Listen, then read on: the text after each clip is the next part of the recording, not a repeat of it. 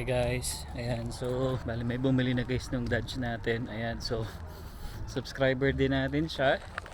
And ayun, nung tinest drive niya, hindi na nagdalawang isip. Yan, kasi kinuha na nila agad, nag-down na sila sa amin kasi nga kukuha pa rin sila ng insurance. So ayun, bali tatanggalin ko lang yung yung clip ko dun sa sasakyan kasi naiwan ko pa. Ito ko kasi kiniklip yung itong camera ko, itong Osmo ko.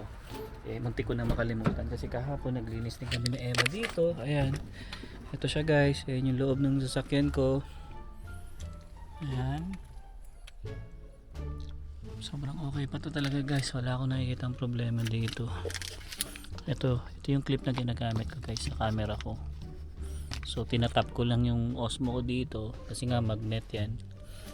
Ayan. So tinaw ko, may nakalimutan pa ako. So far wala naman na siguro. Wala naman.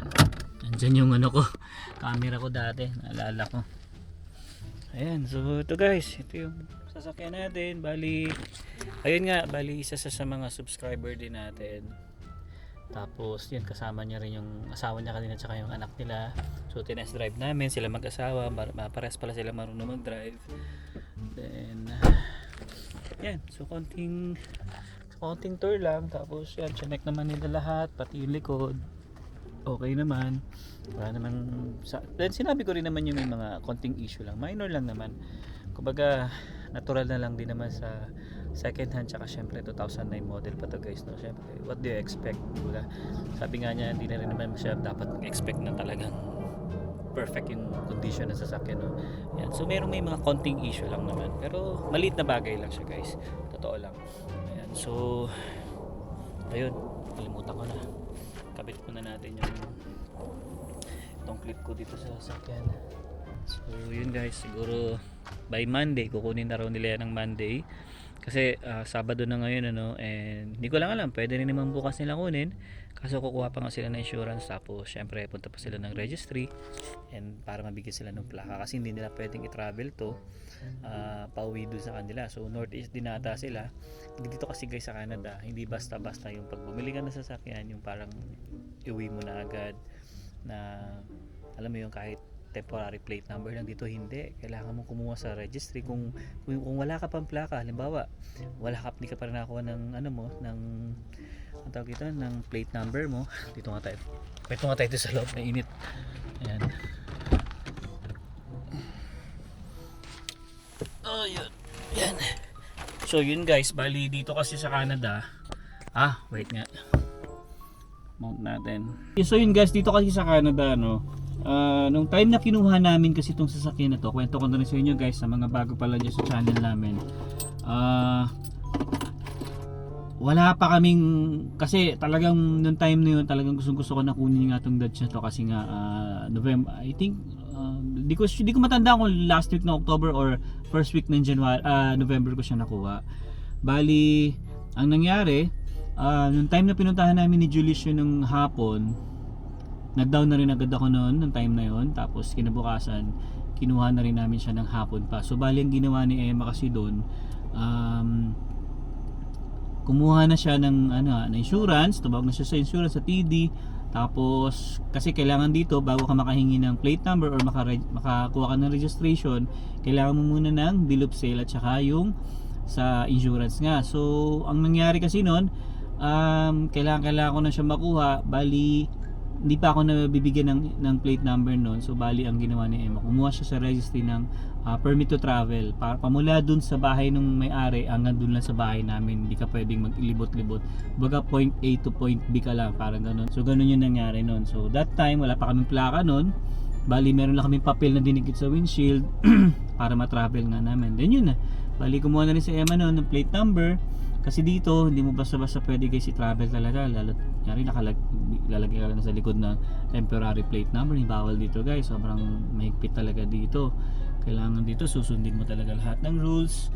And yun, bali yun yung story namin, kaya ako nakuha to. Then sabi ko nga rin kay boss kanina, yung sa subscriber din natin, yun nga, tawag na sila sa insurance nila. Then pwede nila kunin basta magkaroon na sila ng insurance at saka plate number. Kung ma-register nila agad, then binigay na rin kasi namin yung VIN number tsaka bill of sale. Pirmahan na rin kami. Tapos yun, makakapag-register na sila, then bibigyan sila ng plaka. Pwede na nila i-travel to. So yun yung sinabi namin sa kanila. Pero sabi nila, I think Monday ata nila kukunin. So nandito naman tayo nun, kaya okay lang. Ayan, so yun. Maraming salamat sa iyo, boss. Hindi ko na babanggitin yung name mo kasi syempre privacy na rin ng subscriber din natin. Sila mag-asawa. I mean buong pamilya niya. Ayan. So yan. So nagkonting kwentuhan kami kanina and talaga nakakaano rin yung story nila. Yan, siguro hanggang Monday ko na lang makikita tong sasakyan ko. Ayan. So at least 'di ba, ang nakakuha subscriber din natin. Tsaka don't worry, boss. Talagang alaga ko yung sasakyan. Wala akong naging major issue dyan or major problem talaga sa sasakyan ko. Basta alaga lang talaga. Okay? Walang problema. Aircon, heater, heated seat, walang problema. Mga power window, goods na goods lahat yan, guys. Kaya yeah, okay siya.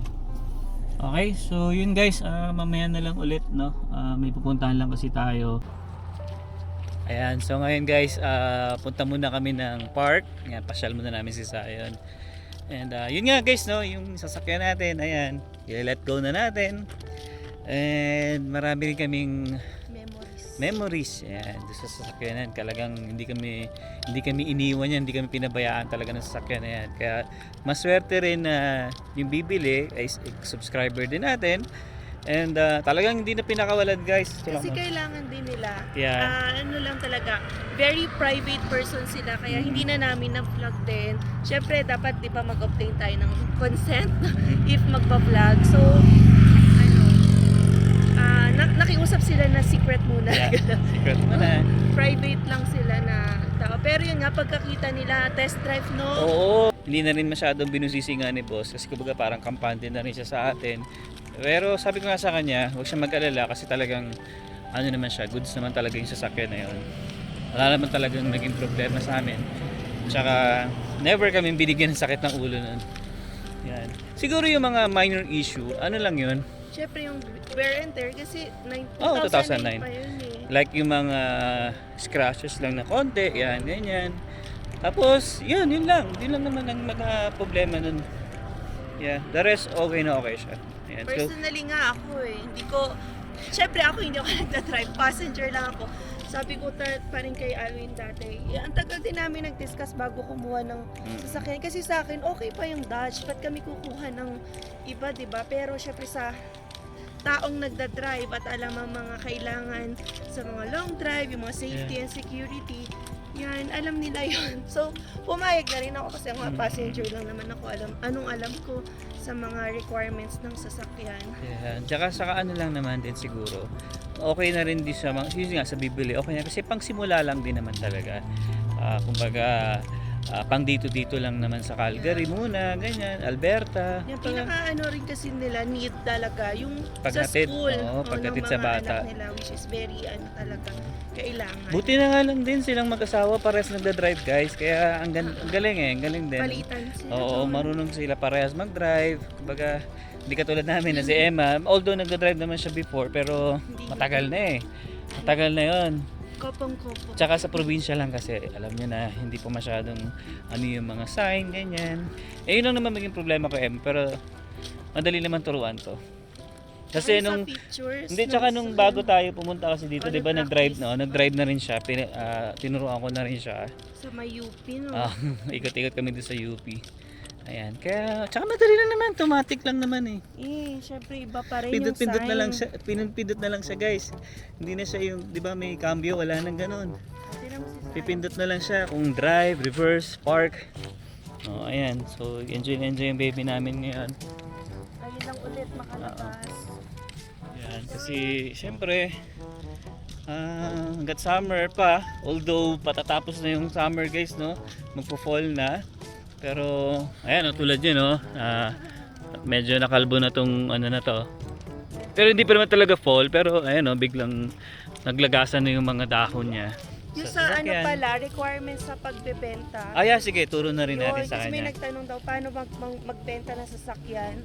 Ano lang naman, syempre kapag nagustuhan na ng buyer, prepare na namin yung bill of sale. Yung bill of sale naman, ano, downloadable yon sa Mm, Google. sa Google Lagyan mo lang. ng bill of sale Alberta. Kasi baka may ibang form required kapag ibang province. Mm-mm. Yun. Oo. Tapos, nirequire namin na bago nga ibiyahe, kuha sila ng insurance. Kasi requirement yun sa Registry. registry. Kailangan ng bill of sale tsaka ng insurance. Tapos yun, mas makuha na nila yung plaka, okay na, makuha na nila yung car sa amin. Actually, nakwento ko na rin yan kanina, yung sa vlog natin, ano. So, yun nga, bali yung kailangan mo talaga muna.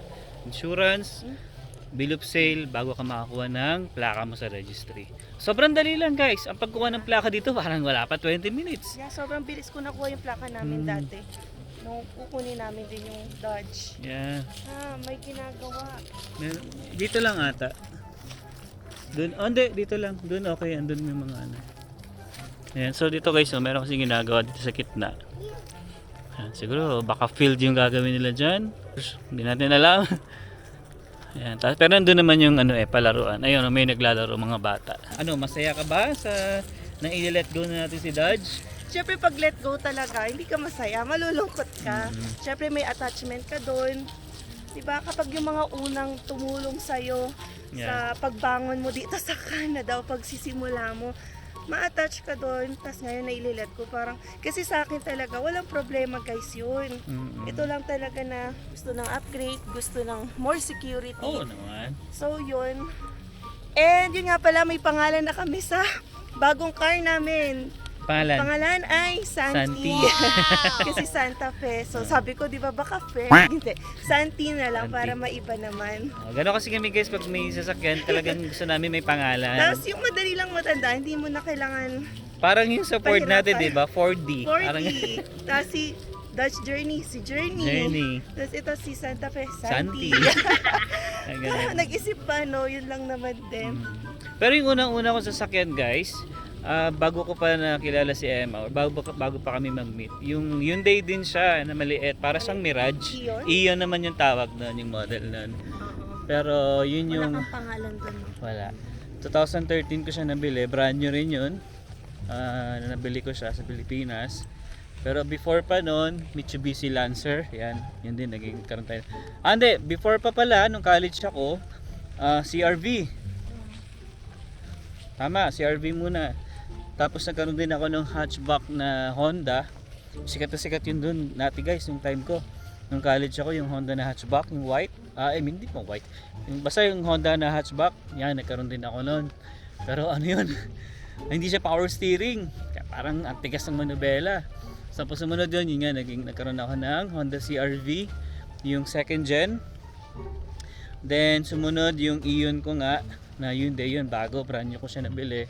Then sumunod, yun na yung 4D namin. Then eto ng Santa Fe nga. Ayan, so yun yung mga naging sasakyan ko na. Iba-ibang brand, no? Honda, Mitsubishi, Hyundai, tsaka Ford. Ayan, so yun yung Hyundai. Hyundai ang tawag nila. Hyundai. Oh, baby. Ayan, so yun yung mga naging sasakyan ko na brand. Ayan. Go, play. So yun, laro-laruin muna namin si Zion, no nga no. At pala close. Okay lang yan, nandyan na eh. Ayan, so yun guys, hayaan muna namin si Zion mag-play, may mga kalaro siya.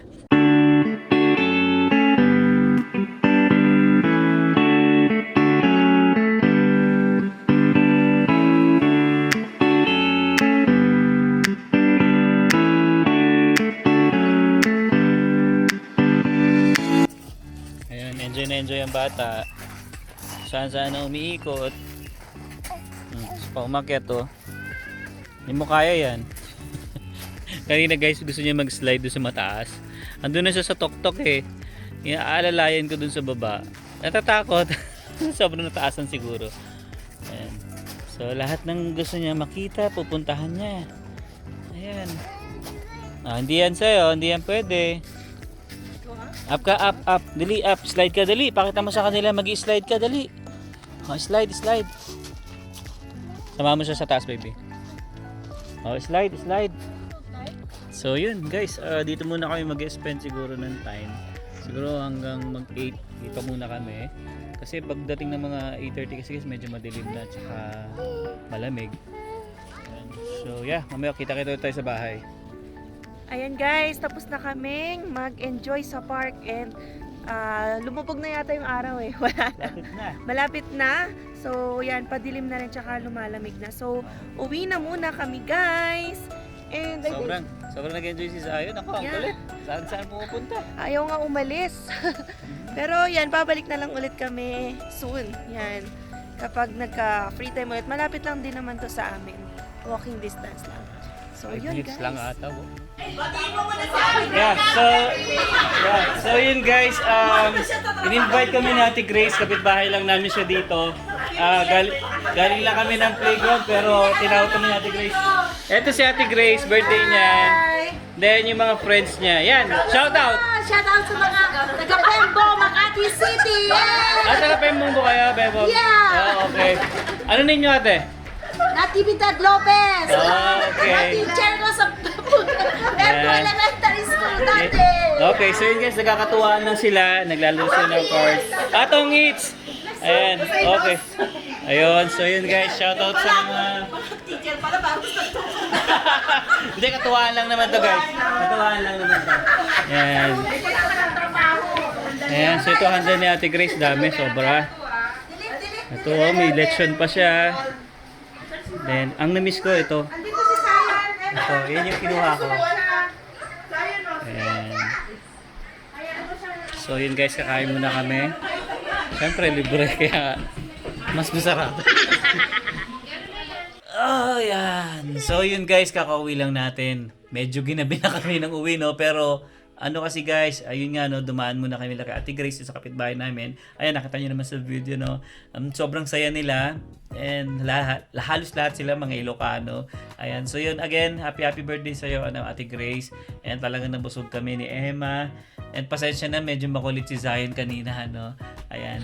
So, yun. Anyway, yun guys, no, bali, ayan, talagang i-let go na namin si Dodge namin. Talagang ganun talaga eh, no? Kailangan talaga natin i-let go kasi hindi naman pwede guys na dalawa yung sasakyan namin ni Emma. Although, nangihinayang din naman ako kasi nga okay pa siya. Tsaka yun nga siguro guys, saka na siguro magdadala sa sakyan pag talaga marunong na si Emma. Kasi tuturuan pa natin siya and kailangan niya pa rin malaman niya ibang mga sign dito.